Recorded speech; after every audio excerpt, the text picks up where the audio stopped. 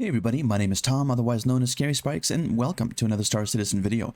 Today I'm going to tell you everything that you need to know about the Drake Cutlass Black. But before we get started, please make sure to like the video and subscribe if you're new, and also to ring the bell if you would like to see more videos from us in the future. We post new videos weekly. Also keep in mind that we stream Mondays, Wednesdays, and Fridays at 8 p.m. on Twitch, and we have an amazing Discord community that you can join to find people to chat, play, and hang out with. Make sure to check out all the links in the description below. Additionally, you can pick up some gear and merch over at sspgaming.com, and we currently have a Valentine's Week sale where you can save 15 to 20%. If you'd like to help support me, please make sure to go check out the merch store and pick something out for yourself or a loved one. Without further ado, let's get started with the video.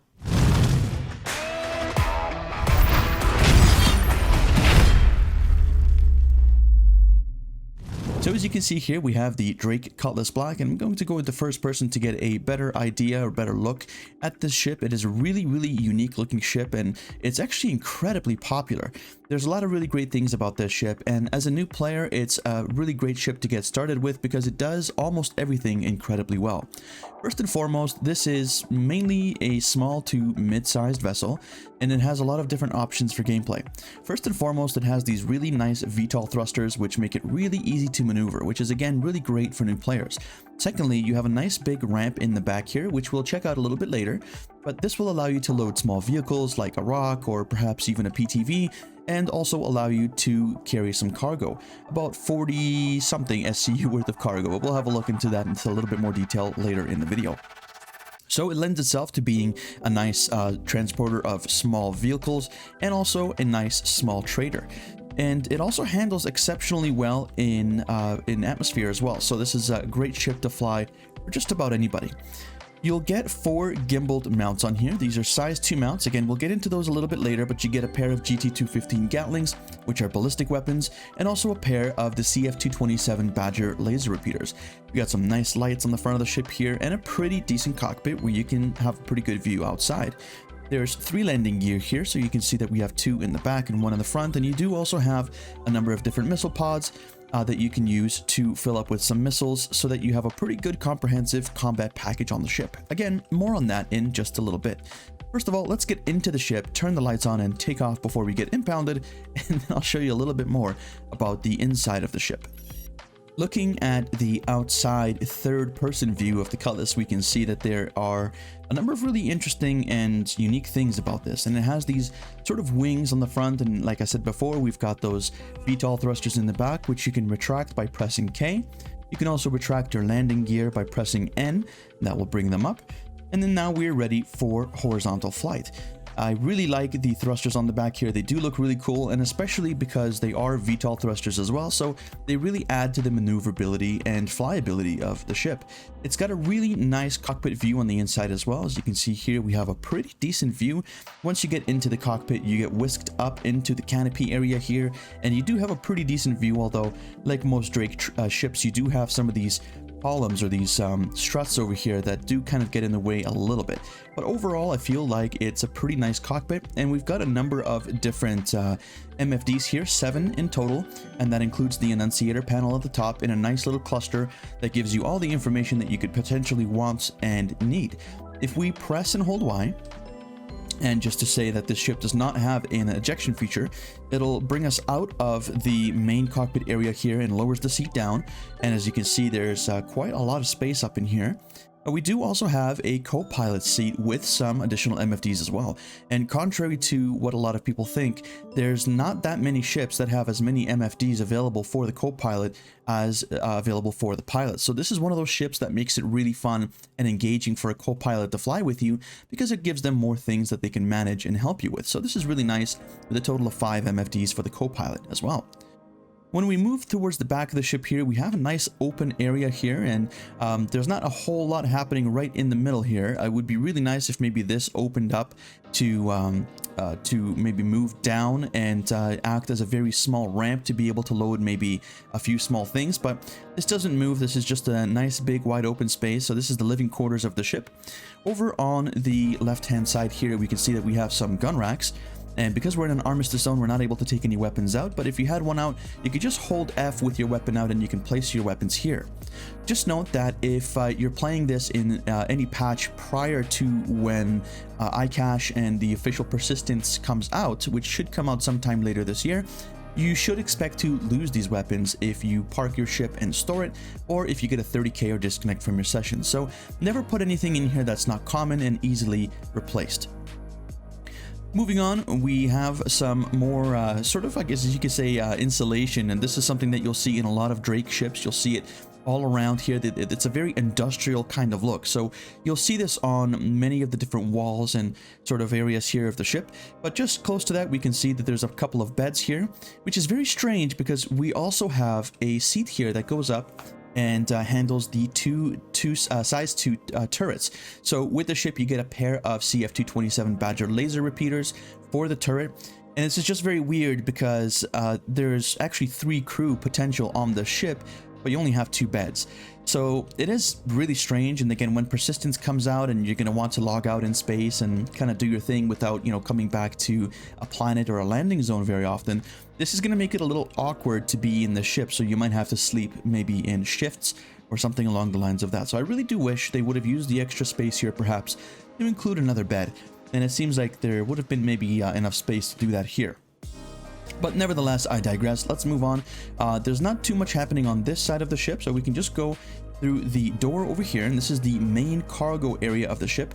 And I really do like the way this looks. It's a really, really nice looking cargo bay. You see that we actually have 2 things that look like doors, and that's because they are. And of course, we have our cargo ramp in the back.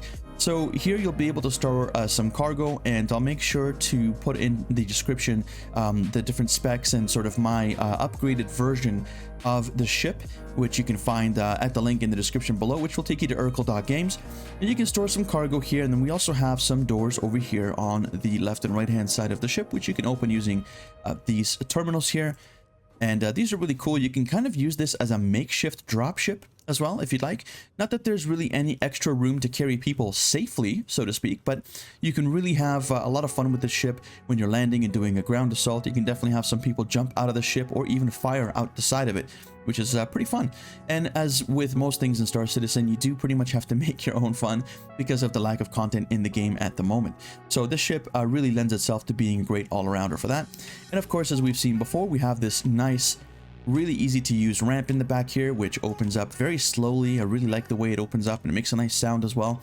And this can accommodate some smaller vehicles, like perhaps some of the space bikes, or even a Gray Cat PTV, or a Gray Cat Rock. So it is a little bit of a tight fit in here with the Rock, but you can fit it in here, and you can take this to your mining area of choice on one of the planets and use this to help you with mining. So without further ado here, we'll go over to the website over at Urkel.games, and we'll check out the upgrades available for the ship and what my recommendations are to get this thing upgraded to a level that will make it very competent in most areas of the game. Let's go. Okay, so here we are on the Urkel.games website, and again, if you'd like a link to the website as well as a link to my upgraded fit, you can definitely find that in the description below. We'll go over a few details of the Cutlass Black first, and then we'll have a look at some of the options that you can do to upgrade it to something that will be much better than it currently is. So looking on the right hand side here, we can see some basic stats, like that it has 1,223 DPS from its main pilot weapons with 160 alpha damage. There's 880 DPS from the turret. That's the 2 CF227 Badger laser repeaters and the turret that we saw previously with 192 alpha damage. We can also see that we have a total damage pool of 61,757 from all the missiles. We'll be upgrading that as well. We have a total of 14,584 shields. We have a total of 3,918 in power and 505 in cooling. And of course, we also have some additional information down here, which you can have a look if you'd like to pause the video, and any information here. You can also note that this ship will cost you just under 1.4 million in UEC if you'd like to buy it in the game, although this information here is not correct. It is no longer available at Levski because Delamar is no longer in existence.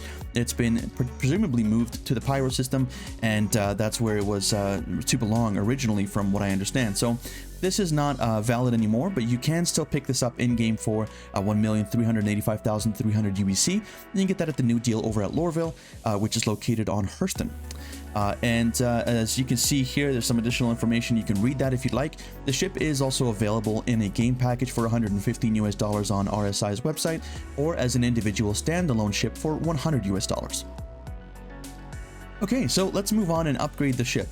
From what we can see here, there's 4 different gimbals. As I said previously, there's the Scorpion GT215s, which we have a pair of, and we have also a pair of the same weapons that we find in the turret, which are the CF227 Badger laser repeaters.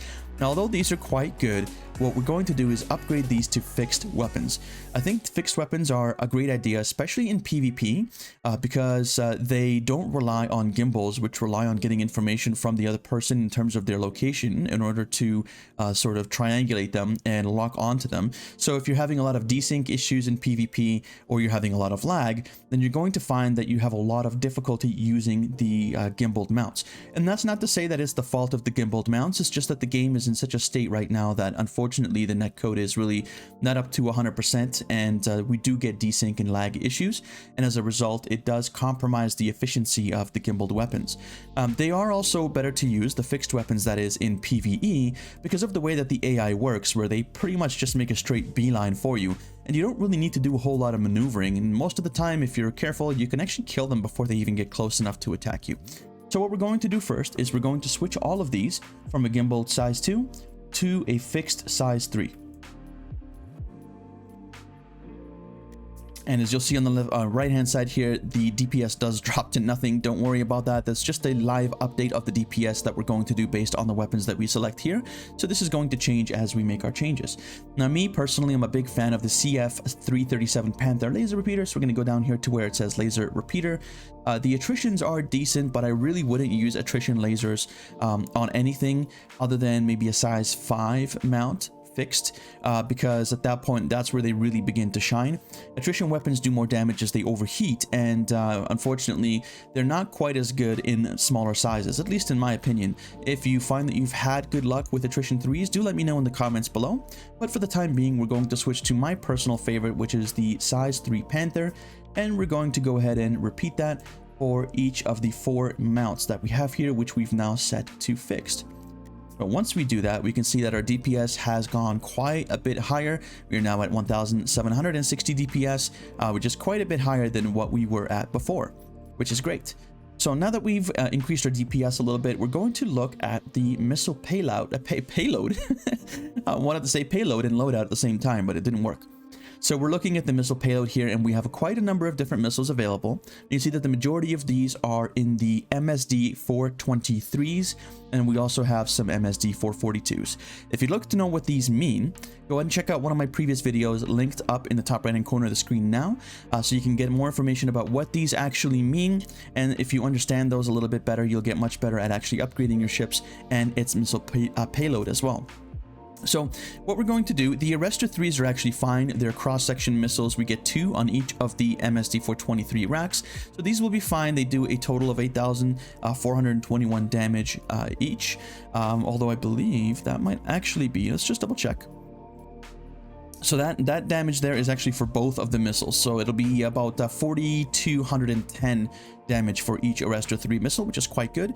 The Tempests do a little bit less, and they do have a lower lock and tracking range. So we're going to change our missile carriers here, or missile racks, over to the MSD 423, and we're going to change this 442 to a 423 as well. So that's going to reduce the total number of missiles that we had available with the size 2s, because you can have a greater quantity when you have a smaller size of missile.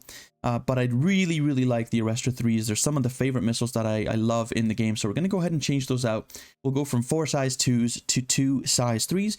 And now we've actually changed our missile loadout, or missile damage altogether. We've gone down altogether in damage and overall damage, but I feel that each of these missiles actually gives you a lot more flexibility, gives you do a lot more range, and they're a lot more practical than the size 2 missiles. I really wouldn't recommend size 2 or size 1 missiles on anything larger than a small fighter, because you just don't have the maneuvering capability in the Cutlass Black in order to use those effectively. So this is the reason why I'm choosing the MSD 423s in addition or in conjunction with the Arrestor 3 missiles. Now moving down, we're going to update our components as well.